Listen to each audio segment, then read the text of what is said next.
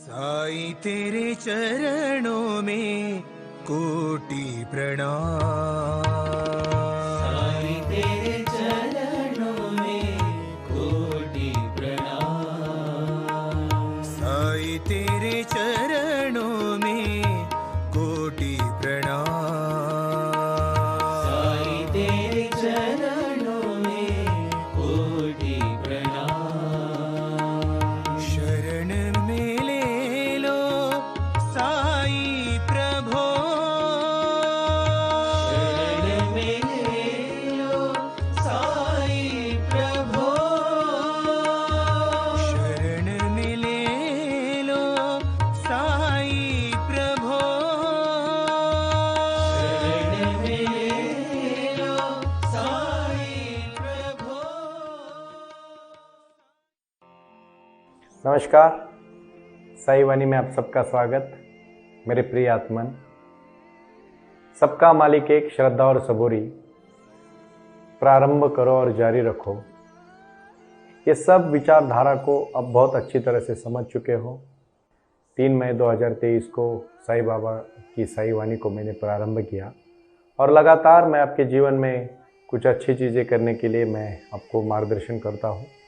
साईं बाबा ने अपने जीवन में जो जो अनमोल विचार कहे हैं, साईं बाबा के जीवन में जो जो शिरडी के भक्त थे, उसमें कोई खेती में काम करता था, कोई अपने जीवन में किसी लोगों को लिए सिर्फ और सिर्फ अपनी सेवा देने का काम करता था, कोई कुंभार था और इसी में कोई कढ़ाई वाला था, कोई हर जात धर्म का, चांद मियाँ भी उनमें था, कोई सेठ जी थे, कोई पंडित थे, कोई अधिकारी थे, कोई सरकारी अधिकारी थे। उस समय अंग्रेजों का जमाना था, कुछ अंग्रेज थे। तो ऐसे करोड़ों हजारों लोग बाबा की भक्ति में लीन होते थे।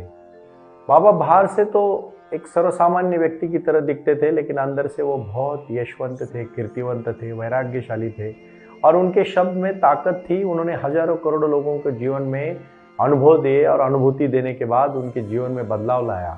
वो ये नहीं देखते थे कि मेरे पास आया हुआ कितना ज्ञानी है, कितना गुणी है, कितना कोई उसने गलत काम किया है, सही काम किया है, वो बहुत महान है, गरीब है, अमीर है, अभिनेता है, कुछ भी नहीं देखते थे। आते थे तो अपने भक्तों को आशीर्वाद देते थे।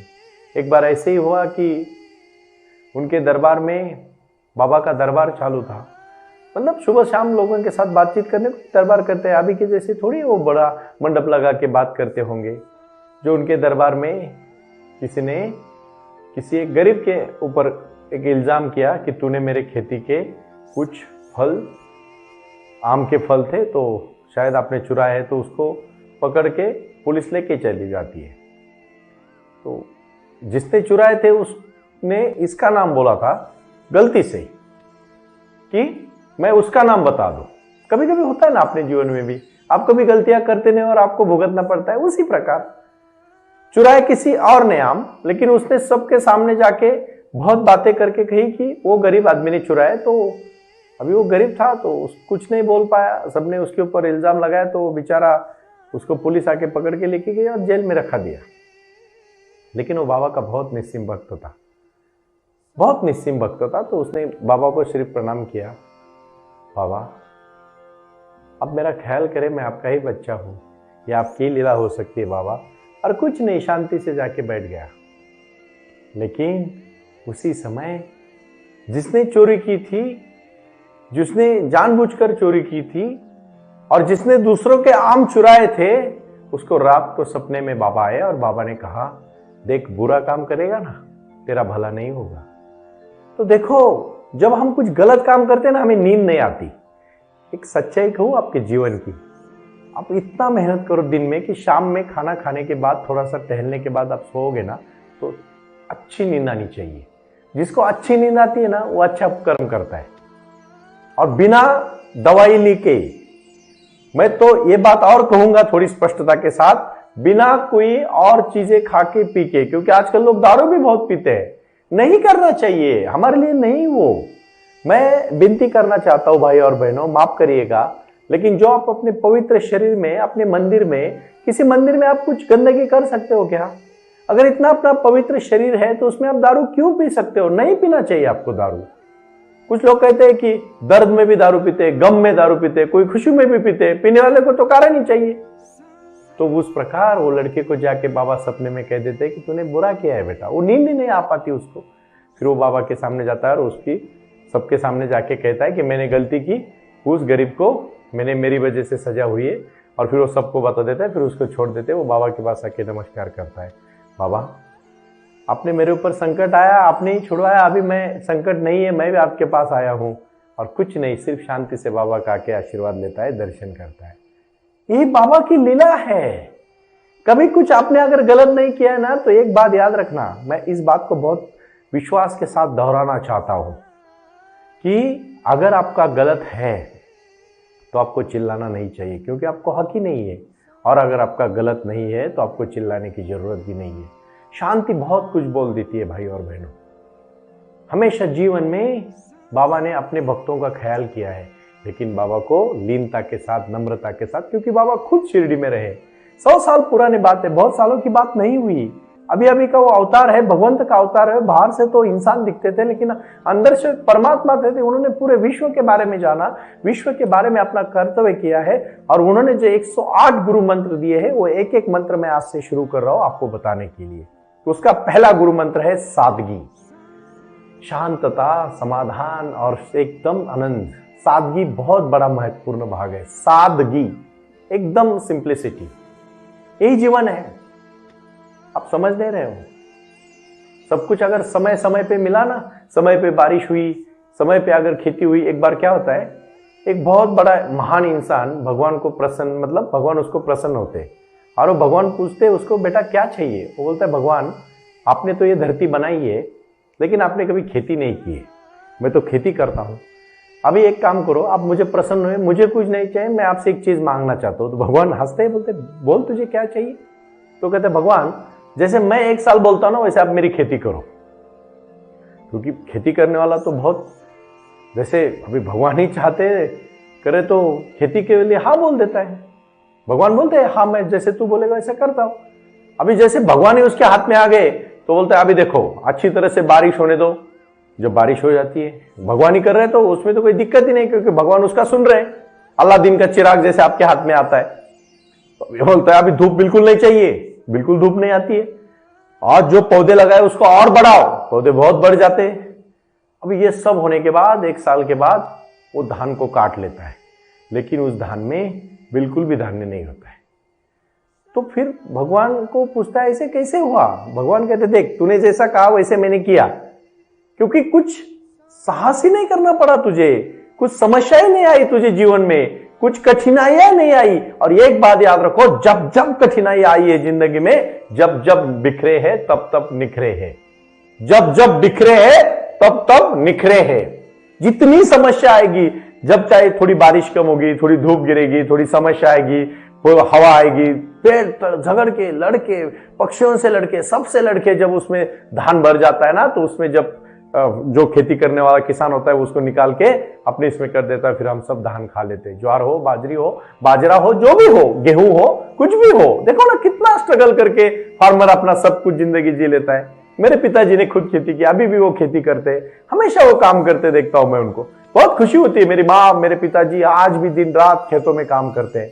भाई और बहनों, मैं एक ही बात कहना चाहता हूं, जहां जहां संघर्ष है वहां वहां जीत है। सब कुछ आराम से मत सोचो। मैं ये आज बाबा की जीवन की सादगी मैंने आपको बताई, बाबा की एक कहानी मैंने बताई, ये सच्चाई के साथ की कहानी है। जो आज शिरडी में लोग हैं वो कहानियां बताते हैं। कुछ कुछ लोग तो अभी अभी जो 8-10 साल पहले लोग थे जिंदा, जिन्होंने बाबा को देखा था। ये कोई काल्पनिक कहानी नहीं है, लेकिन उनके जीवन से क्या बोध लिया हमने, ये बहुत महत्वपूर्ण है। अभी क्यों डरते हो आप? क्यों समस्या आने के बाद हटते हो? मैं क्यों बोल रहा हूं ये?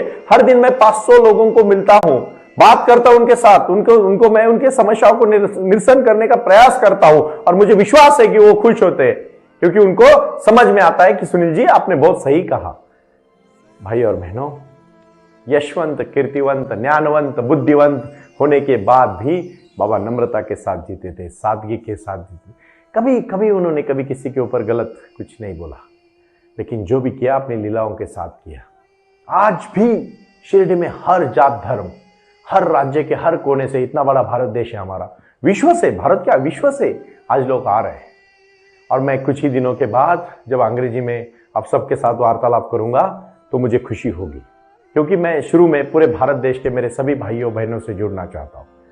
पहले बाद में, फिर विदेश के बारे में मैं बाद में सोचूंगा, लेकिन पहले मेरा भाई खुश होना चाहिए, मेरी बहन खुश होनी चाहिए, मेरे पिताजी, मेरे माताजी, जितने भी मेरे विश्व के, मेरे भारत के सभी भाई साईं बाबा को मानने वाले लोग हैं और जो अपने जीवन में उद्धार करना चाहते हैं, सभी जात धर्म के। मैं किसी जात धर्म के लिए नहीं कहूंगा, मैं मानवता ही मेरे लिए धर्म है। साईं बाबा के संस्कार ही है, सबका मालिक एक है और सबका मालिक एक। और उसके साथ साथ उन्होंने कभी किसी के ऊपर गलत नहीं बोला है। मैं आपको विनती करके कहना चाहता हूं, सिर्फ मेरी पर्सनल लेवल पे, मेरी व्यक्तिगत लेवल पे मैं ये बात आपके साथ जब करना चाहता हूं तो आप फिर थोड़ा ठीक से समझाइएगा। मानवता ही धर्म है। अरे प्यार से रहोगे ना तो हर चीज महत्वपूर्ण है हमारे लिए। हमारे जीवन में आज क्रांति करनी है हमें, और ये क्रांति हमारी ध्यान की क्रांति है, साईं बाबा के विचारों की क्रांति है, कर्तृत्व की क्रांति है, जीवन की क्रांति है, और लगभग मैं इतना ही कहना चाहता हूं, जीवन में बदलने की क्रांति है। जो बुरा है उसको अच्छाई में बदलने की क्रांति है, जो निराश है उसको खुशी में, सुख में बदलने की क्रांति है, जो दुखी है उसको आनंद में लाने की क्रांति है, और जो जीवन में सैर बहर है, उनको दिशा नहीं मिल रही, उनको दिशा देने के लिए क्रांति है। सिर्फ आपको साई क्रिया, साई ध्यान और साई मेडिटेशन के बारे में सोचना है। हर दिन मैं जो एक एक विचार देता हूं, आस्था भजन से लेके इंस्टाग्राम, फेसबुक, सब जगह पे आप फॉलो कर सकते हो, क्योंकि टेक्नोलॉजी का जमाना है। मैं फिर से कहना चाहूंगा, आप भाई और बहनों को मैं विनती करना चाहता हूं, पहले आप साई वाणी ऐप डाउनलोड करें। साई वाणी ऐप डाउनलोड करने के बाद आप जुड़ सकते हैं हमारे हर एक्टिविटी से, क्योंकि ये एक्टिविटी आपके जीवन में बदलाव लाने के लिए है। मुझे एक ही लक्ष्य दिखता है कि मेरे भारत के मेरे सभी भाई बहन अपनी क्रांति करें, हर चीज में वो तरक्की करें। अरे आप मेहनत लाओगे ना, मेहनत रंग लाती है भाई और बहनों। सिर्फ जिगर से, अंदर से आवाज आनी चाहिए, बाहर से नहीं। दिखाओ मत करो, किसी भी चीज का आज के बाद दिखाओ मत करो। Simplicity is the power. Simplicity, सादगी बहुत महत्वपूर्ण होती है। सुंदरता की खुशबू आती है। चंदन के पेड़ को बताना नहीं पड़ता वो चंदन का पेड़ है, उसकी खुशबू आती है। कुछ ज्ञानी लोग और कर्तृत्ववान लोगों को देखते ही नतमस्तक हो जाते हैं। जितने बड़े बड़े लोग देखे उतने नम्र लोग देखे। आज मैं विचारधारा के प्रति जब बात करता हूं तो पूरे विश्व से आने वाले मेरे साई के भक्त एक नम्र है, लीन है। अमेरिका से कुछ लोग आते हैं, शिरडी में अपना दर्शन करते हैं और आप खुशी से वापस चले जाते हैं। इतनी तरक्की करने वाले देश को क्यों जरूरत पड़े आध्यात्मिक? अगर आप आज देखो, भगवान ने सब कुछ कर दिया है, लोग चांद पे पहुंच चुके हैं, लेकिन याद रखना, जब हम रोटी खाते हैं तभी हम खून पैदा कर सकते हैं। आज तक किसी विश्व में किसी फैक्ट्री में खून नहीं बन रहा है और बनेगा भी नहीं। भगवान ने कुछ चीजें अपनी पास रखी है। अगर इतनी तरक्की आप बात करते हो, मैं किसी सांप्रदायिकता या किसी व्यक्तिशाल लेवल पर मैं नहीं कहूंगा कि किसी अंधश्रद्धा के पास जाओ, लेकिन याद रखना भगवान है और थे और रहेंगे। कृष्ण भगवान की चेतना हम में है, साईं बाबा की विश्वासधारा हम में है। क्यों रोटी खाने के बाद ही खून बनता है? खून आपने देखा किसी फैक्ट्री में बना हुआ? आज भी ब्लड डोनेशन कैंप क्यों लगाने पड़ते हैं? आज भी हम लोगों को मेडिटेशन करोगे, शुद्ध रक्त आएगा, विचारधारा शुद्ध आएगी, शक्ति आएगी हम में, और वो शक्ति आने के बाद एक बलशाली भारत बनाने के लिए हम सजग रहेंगे। कितने साल की जिंदगी है हमारी?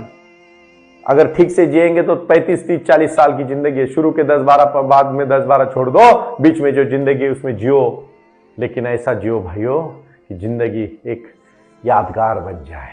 खुद खुश रहो, आपके चेहरे में प्रसन्नता आनी चाहिए। पता नहीं मुझे, मैं हर एक दिन आपको प्रसन्नता के बारे में कहता हूं। कुछ लोग तो कहेंगे गुरुजी आप वही बातों को बार बार दोहरा रहे। मैं इसलिए दोहराना चाहता हूं, वही जिंदगी है, अलग कोई नहीं है।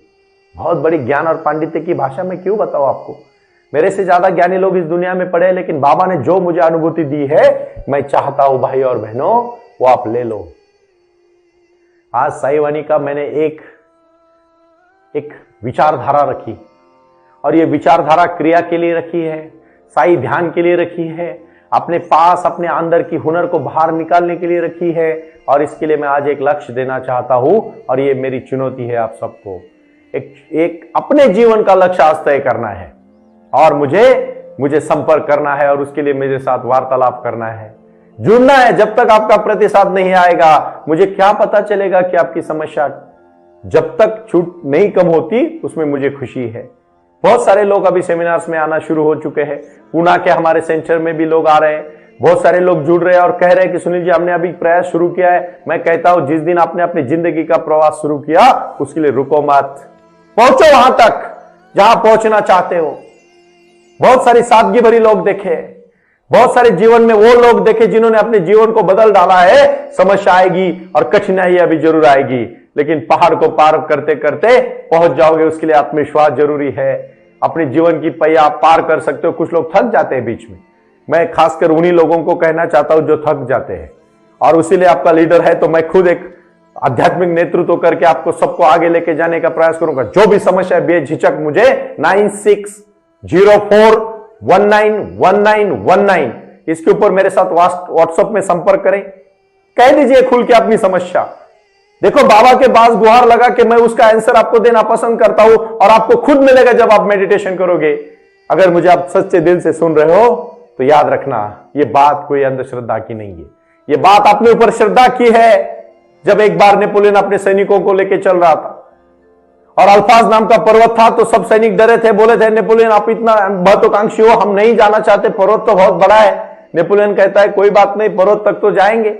और नेपोलियन और उसकी में एक शक्कर लड़ाता है और सबको कहता है चलो अभी जाएंगे, पर्वत अभी बहुत दूर है। सब में वो जोश भर देता है और इतना ही कह देता है कि पर्वत को पार नहीं करेंगे, पर्वत के पास जाके वापस आ जाएंगे। सब खुश हो जाते कि नेपोलियन पहली बार ना बोल रहा है। सब लोग जोश से निकलते अभी, लेकिन नेपोलियन कहता है एक बात याद रखना, जब तक पर्वत आएगा तब तक तो आपको जोश के साथ चलना पड़ेगा। सब लोग एकदम जोश के साथ चलते हैं। नेपोलियन इतना ही कहता है कि अभी और एक पर्वत है, इसको पार करेंगे तो सामने अल्पास पर्वत है। उसको पर्वत पार कर जाते हैं, फिर थक जाते हैं और एक पूछता है नेपोलियन कितना दूर है। नेपोलियन बोलता है अल्पास पर्वत कब का पीछे निकल गया, आप चलो अभी आगे आ गए। आत्मविश्वास लीडर में होता है। अपने जीवन के आप खुद लीडर है। आपको कहीं दूसरे लीडर को ढूंढने की जरूरत नहीं है। साईं बाबा का आशीर्वाद, अपने खुद की सोच और लक्ष्य, इसको पाके हम पहुंच जाएंगे। हम पहुंच जरूर जाएंगे, लेकिन पहुंचने के लिए हमें रास्ता होना चाहिए, रास्ता पता होना चाहिए। कौन से रास्ते से जाना है? तो सच्चाई का रास्ता है, नम्रता का रास्ता है, विनयशीलता का रास्ता है, जीवन का रास्ता है, अपने कार्य का रास्ता है और अपने पहुंचने का रास्ता है। इसी को हम जीवन कहते हैं। भाई और बहनों, माफ करिएगा, कुछ चीज अगर मैं हक से मांग रहा हूं तो मैं सिर्फ आपकी तरक्की मांग रहा हूं। मैं सिर्फ आपका विकास मांग रहा हूं, और मैं चाहता हूं कि आप तरक्की करें, अपने जीवन में बदलाव लाए, क्रांति लाए अपने जीवन में। मैंने खुद अनुभूति ली है। बाबा ने मुझे आशीर्वाद दिया और कहा बेटा तू आज इस दुनिया को सबको ज्ञान देते नहीं, जीवन बदलते हुए कार्य कर। मेरे भाषण सुन के नहीं, मेरे से प्रतिभा और विचार लेके, समस्या को निरसन करके अगर आप अपने जीवन में बदलाव लाओगे ना, तभी बाबा को मैं खुशी से कहूंगा बाबा मैंने प्रयास किया आपके आशीर्वाद से और लोगों की जिंदगी बदल गई। और जिंदगी बदल के लिए साई ध्यान करना पड़ेगा। कोई दुखी देखता हूं ना तो मुझे दुख हो जाता है भाई। मैं नहीं चाहता कि आप कभी हारो। रास्ता दूर नहीं है, बहुत नजदीक है, लेकिन चलने की हिम्मत रखो। लड़ो, अपनी समस्या से लड़ो, जीवन से हारो मत। मैं बहुत अच्छी तरह से कहना चाहता हूँ, कोरोना के साथ बाबा आएंगे आपको मदद करने, लेकिन आपको चलना पड़ेगा। आपको आपकी राह पर चलना पड़ेगा। जीवन में वहां तक पहुंचना पड़ेगा जहां तक पहुंचना चाहते हो। बहुत सारी चीजें मैं कह रहा हूं। आखिरी में आज मैं इतना ही कहना चाहता हूं। अभी हर चीज में एक दिन बाबा का संस्कार मैं दूंगा और आप उसका ज्ञान लो, यही मैं कहना चाहता हूं। फिर से सबको मेरा प्रणाम। ओम साई राम।